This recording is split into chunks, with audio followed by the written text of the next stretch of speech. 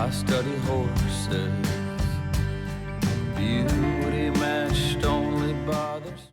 Hey, we're here with Austin, owned by Stacy Smith at Deerfield. We're going to go over his feet, get him trimmed up, ready for new shoes for the show next week, and talk a little bit about the proportional relationships between feet, which I have found to be incredibly useful to help define my plan, looking at the measurements in each foot compared to itself, the measurements in each foot compared to its pair, and the measurements in each foot compared to all the other 3 feet. And seeing that relationship helps me develop my plan and modify my plan.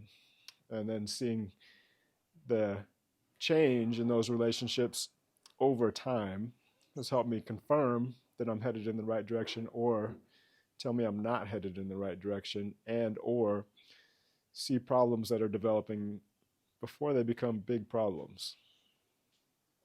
Let's get started.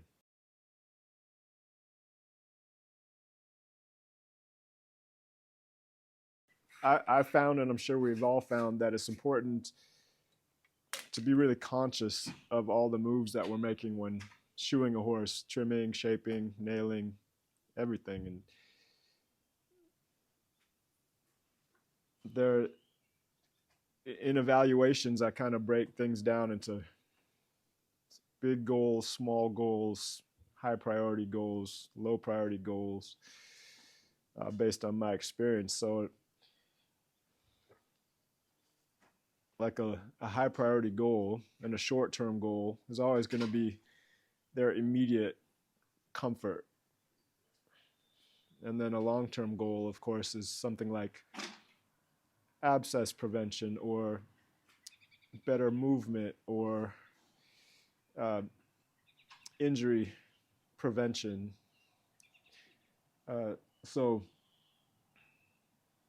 when we're talking about proportional relationships, we always start with the short-term goal of not trimming into the sensitive tissue to avoid soreness, trying to keep things like HPA correct and hoof pastern axis. And then we look at long-term goals in terms of the proportional relationships between feet to help optimize those relationships. And when we optimize the relationships, meaning size, angle, shape, between all 4 feet, in my experience, what we're really doing is helping them use their body the most efficient. And what that really means is using their spine and the muscles through their spine the most efficient to carry the weight of the rider and perform the job that they're asked to do. So that the proportional relationships between feet is not something that's new at all. And where I got my start on it is from an article that I read about another farrier who had read a cavalry manual. And in there it said that all horses should be shod where all 4 feet are the same angle. And that was the beginning of the idea of relationships between feet to me. And in his article, he wrote that when he tried to shoe all 4 feet to the same angle on his horses, he noticed a bunch of immediate movement improvements. So when I started hand making and taking notes to help me hand make better, I started noticing that my measurements correlated between feet in a very specific way, and they correlated in a specific way when the horse was lame, and then also when the horse developed into soundness. So then I started like being a little bit more assertive, aggressive about moving or trimming toward the ideal goal that I found most horses that are sound and moving their best tend to be, and developed a whole, what I would say is a normal proportional relationship between all 4 feet.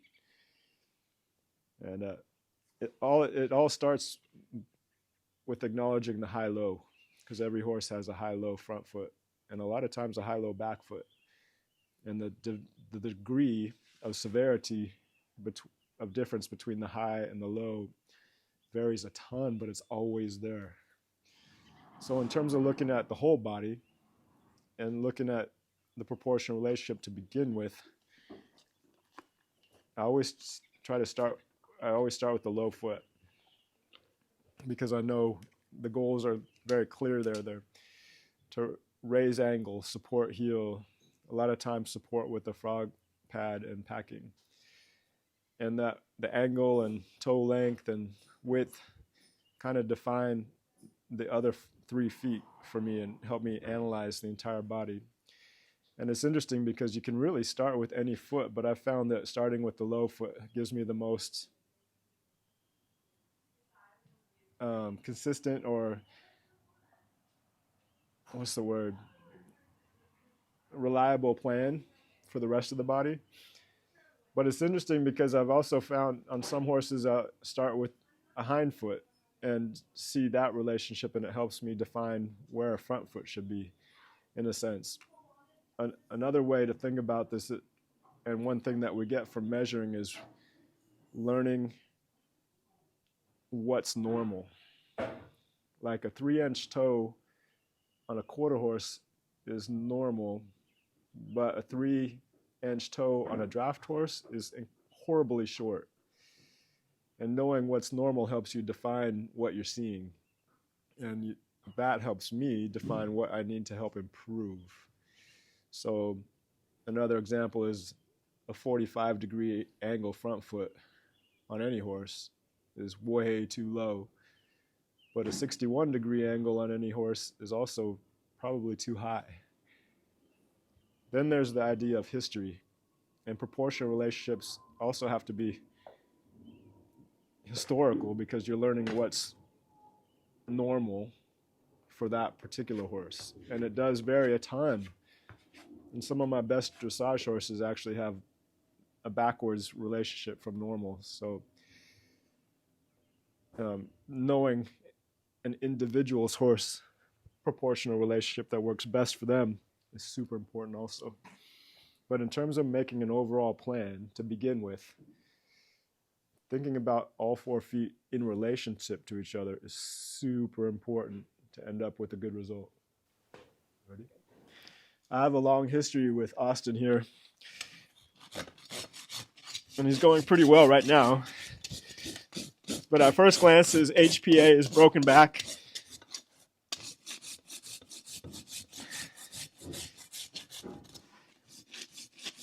And he's just a little forward.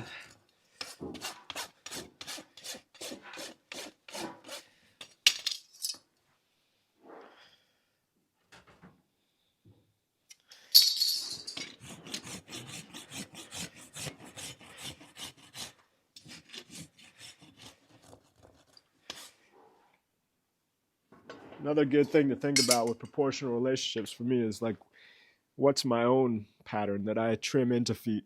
So when you look at proportional relationships, for me, if you start seeing those same relationships across a bunch of horses, it's a pretty good indicator that I'm the one trimming that proportional relationship into it.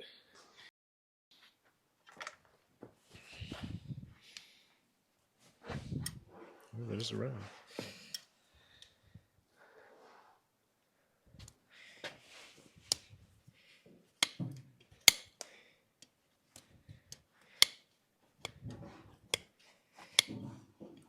So I got my proportional relationship from the front back.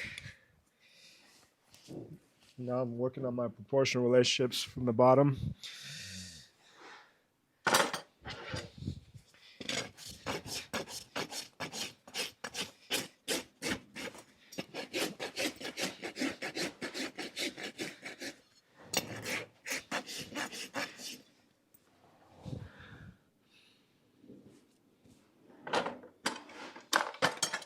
It's important to know what's normal for a group of horses, like breed of horses, what's normal for that particular horse. And both those things help me a ton in seeing what's not normal.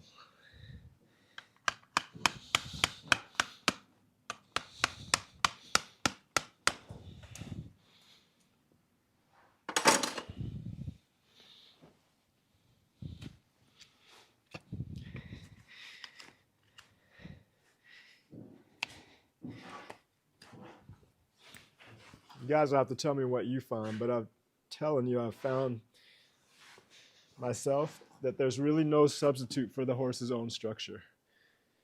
So as much as I can leave intact and still have and trim that horse within its normal proportional relationship is better for that horse. Like removing heel to replace with a wedge, not in every circumstance, but in a lot of circumstances, is not as beneficial as leaving structure, the horse's own structure. And there's no absolute in horseshoeing, as you know, so that's just what I find for the majority.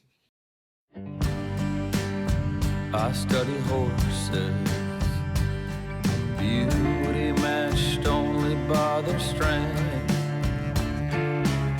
I try and capture a little of that as I move on without your face. I study horses, my picture of